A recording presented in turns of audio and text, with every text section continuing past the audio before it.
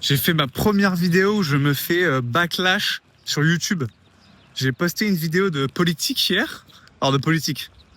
Encore une fois, c'est des vidéos one shot. Je fais quasiment pas de montage. Il y a quasiment pas de script. Il y a rien. Je prends, je parle. Et j'évoquais le fait que à droite de l'échiquier politique, on estime que les problèmes sont surtout à l'échelle individuelle, alors qu'à gauche de l'échiquier politique, on estime que les problèmes sont plus de l'ordre sociétal.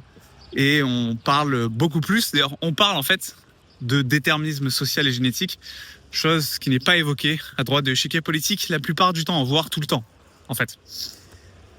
Donc j'ai posté cette vidéo et ça raconte aussi mon parcours mental en politique, où j'étais plutôt très à droite, puis ensuite j'ai vécu des choses sur des sujets de santé mentale, j'ai été immigré dans plusieurs pays, et donc ça m'a fait complètement réfléchir à ma vision politique, et je dis même à la fin de la vidéo que je me laisse l'option de toujours changer de bord politique, et que j'estime ne pas être affilié à un parti ou à un autre.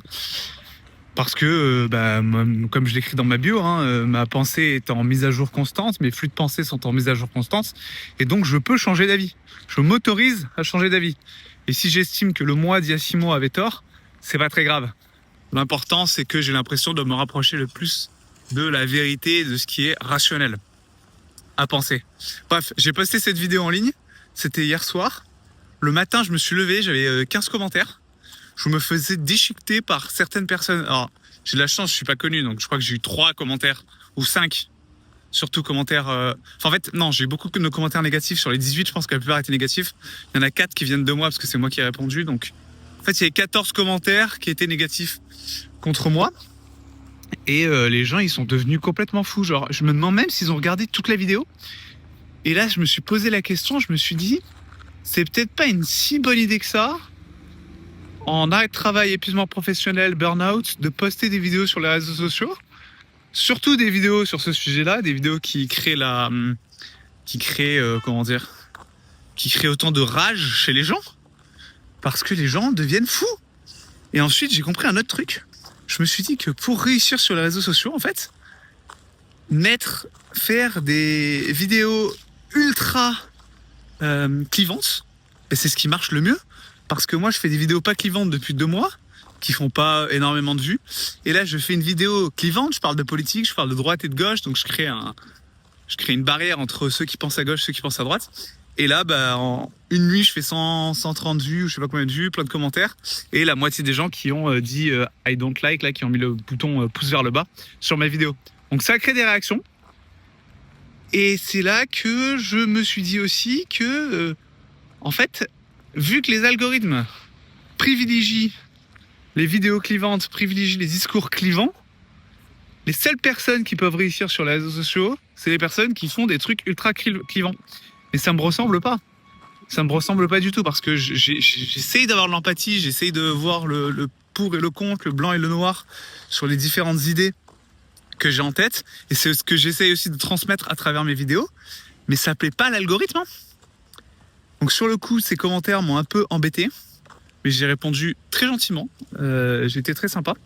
Et je vais réfléchir à ce sujet-là. Je vais voir qu'est-ce que je vais faire avec ça. Mais j'ai pas envie de faire des vidéos clivantes juste pour plaire aux algorithmes. Ça me tuerait. Ça me tuerait la tête. Je ne peux pas faire ça. Et je ferai par contre peut-être une nouvelle vidéo sur la droite et la gauche pour encore mieux expliquer mon point de vue, en espérant que les gens écoutent jusqu'à la fin de la vidéo et répondent de façon rationnelle. Puis j'avais fait une autre vidéo avant-hier où je parlais du sujet quand aller voir un ou une psy. Et il y a une dame, pour le coup très gentille, qui m'a fait un long commentaire pour m'expliquer que je devrais mieux préparer mes vidéos, que... Bref, elle m'explique que je dis pas des trucs qui sont corrects et que je devrais mieux préparer mes vidéos. Donc c'était très gentil, mais c'était quand même une critique négative contre mon travail. Et c'est vrai que malgré le fait que ce soit très gentil, malgré le fait que ce soit bien écrit, ça m'a un peu picoté.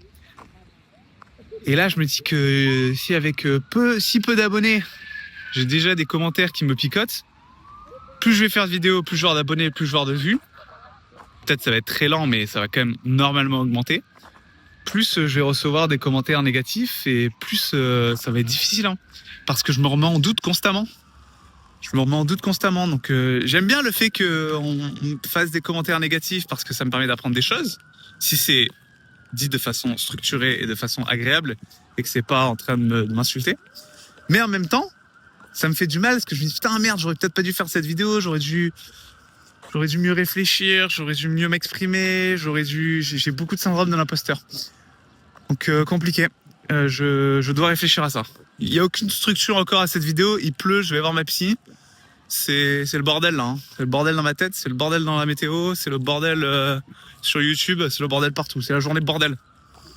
Je le refilmerai peut-être plus tard si j'ai la foi. Là je dois prendre un vélo et me prendre la pluie. Ah si, je vais filmer parce que faut que je vous montre mon outfit. Ce matin je me suis dit bon, je suis pas en forme, je vais essayer de m'habiller différemment d'habitude avec des trucs joyeux. C'est un peu, je sais pas, de la thérapie par les habits. Voilà, c'est un nouveau truc que je vais inventer. Je peux peut-être même créer une formation.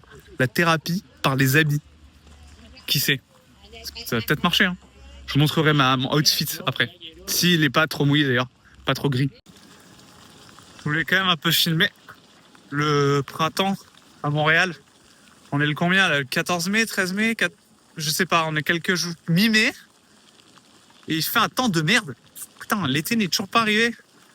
C'est le jour où je me suis décidé à m'habiller différemment. À changer de t-shirt noir ou vert. Tabarnak. Esti de météo de mierda. Ah, ça c'est italien, ça, non? Non, c'est raté. Je sais pas comment ça va parler italien québécois, ça ne veut rien dire. Je suis sorti de la psy et cette fois-ci, j'ai été trop bien après être sorti. Je me sentais allégé. J'ai encore beaucoup pleuré. J'avais envie de pleurer en sortant. Et je me suis senti bien. Je suis content d'avoir discuté avec elle. Et je me suis dit que j'allais me récompenser après cette séance de psy qui était quand même intense pour moi, où je devais quand même dire tout ce que j'ai en tête. Et je suis allé dans mon italien préféré à Montréal. Il fait des jambons crus, enfin des sandwichs au jambon cru au pesto de dingue. Genre le bon jambon cru, là, comme on mange dans le sud de la France ou en Italie. Et le super pesto. Je vais mettre une vidéo juste après. Et je mangeais seul, là, avec des gens qui parlaient espagnol à côté de moi. Lui qui faisait le café et les sandwichs. Une dame qui jouait à des jeux de cartes sur son iPad. Un autre monsieur qui montrait à la vendeuse, là, comme quoi son neveu ou je sais pas qui dans sa famille lui ressemblait beaucoup quand il était jeune. J'aime bien un peu cette ambiance-là de petit café minuscule où chacun vit sa vie, chacun a ses problèmes, chacun a ses histoires.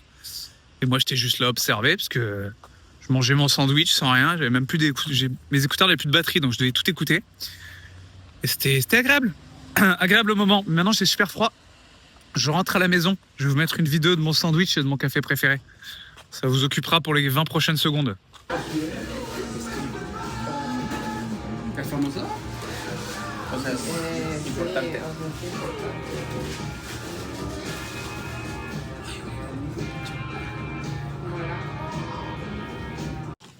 Oh, il fait tellement froid.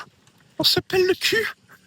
Faire du vélo, mi-mai, sous ces températures, ça ne devrait pas être légal.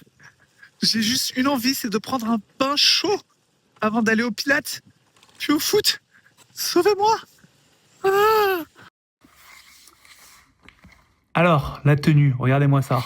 Les chaussettes avec le smiley jaune et le petit ours. Le petit ours derrière, coloré. Donc ça fait très coloré. Voilà. C'est vraiment la vidéo la plus pétée pour montrer mes habits. Hein. Il n'y a pas de vidéo plus pétée sur le net pour montrer les habits de quelqu'un. Ça a duré 20 secondes. C'était pas très long. Hein. Si vous aimez bien, il faut me dire. Hein. J'ai que ces vêtements-là colorés. Donc je devrais m'habiller toujours de la même manière, je pense. Mais je peux le faire. Je peux le faire si vous voulez. Je peux le faire. Non, j'ai pas filmé, Emma. Ah ben c'est le retour de... C'est le retour d'Emma et... Jonah. Et pas là, Jonah, il est en train de faire... Caca. Ah oui. Et c'est Clara qui est dans les... Oh. Bah tiens, on peut dire ça dans ton vlog. Vas-y, dis. Comme d'hab, j'ai été constipée. Et je me suis déconstipée quoi? L'anus. Mon dernier jour. Ah, je l'ai déconstipé quoi, voilà. L'anus. Donc c'était chiant. Pourtant, donc t'as pas fait caca là pendant tout le voyage? Bah presque. L'avant-dernier jour, j'ai réussi. Puis le lendemain, on est parti. Donc t'as fait un seul caca? Un seul caca. Dans le ranch? Un seul caca au ranch. Après, t'avais pas de toilette dans ton ranch, c'est ça? Non, c'est toilette collective. Mais en vrai, je suis plus si gênée du toilette. C'est juste le fait que mon rythme de vie, mes habitudes, mes horaires, ma nourriture change et ça me constipe. Ouais, c'est pareil. Vous mangez quoi d'ailleurs? Vous avez pas dit ce que vous avez mangé? On a mangé plein de trucs et à chaque fois, il y avait plein de choix. Il y avait toujours des choix de viande. Il y avait du Mhm. canard, du poulet, du bœuf. Attends, juste, vous étiez dans un ranch dans l'ouest du Canada à faire Ouais. du cheval Tous les jours. avec des boots de country, Des chapeaux de des cowboy. chapeaux de cow-boy. Et à chaque fois, tu avais plein de choix de salade, de légumes. Il y avait des fois des pâtes, des pizzas. Il y avait plein de trucs. Mais beaucoup de légumes. En vrai, c'était quand même sain ce qu'on a mangé.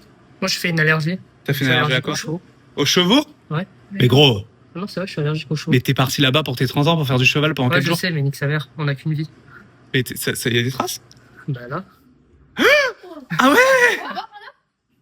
Mais t'as toujours dit ça. Oui, mais. Non, mais là, c'est chaud, là. Là Non, aussi. non. Ah oui, t'as des boutons. Hein. Bah, c'est de l'eczéma. Ah, t'es rouge. Hein. Hmm. Sacrément rouge. Ok. De l'asthme, là, t'as pas fait d'asthme. Non, Jiu-jitsu et soccer. Au revoir, Jonah. Ciao. Au revoir, Emma. Ciao. Au revoir, tomate.